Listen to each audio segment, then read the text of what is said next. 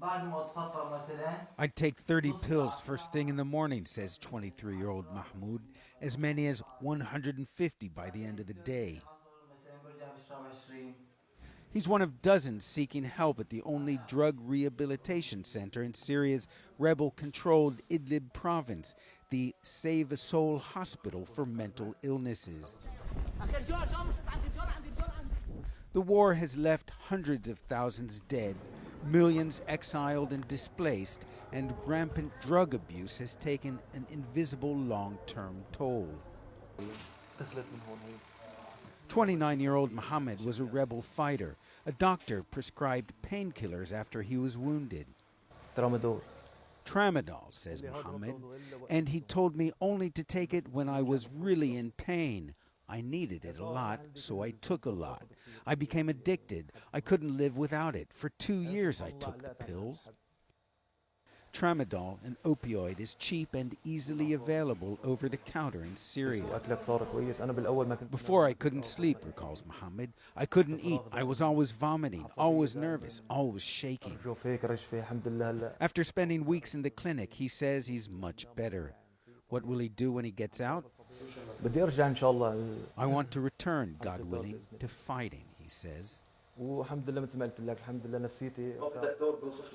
We showed Mohammed's interview to Dr. Joseph El-Khouri, a psychiatrist at the American University of Beirut's Medical Center and an expert on opioid abuse.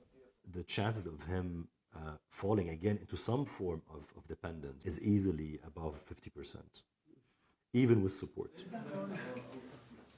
Syria's nightmare has spared no one.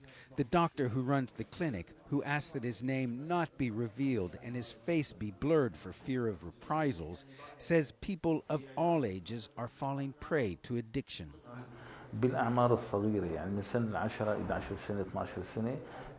We're seeing addiction starting with children who are 10, 11, or 12 years old, he says. Addiction is supposed to start later, at the age of 18 or 19 or 20, but because of the breakup of families, it's starting at an early age. Hundreds of thousands have fled to Idlib as government forces have regained more and more territory. The population has mushroomed, with little opportunity for those who now live here. You know, they're bored, they're sitting there, not much hope happening for them, and there's this promise of a chemical heaven that is instant, and this relief from everything around you. But chemical heaven quickly becomes hell.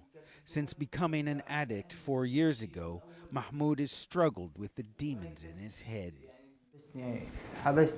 My father locked me up at home, he recalls. He chained me up once. Trying to escape the demons in their heads, they'll need a helping hand. Ben Wedeman, CNN, Beirut.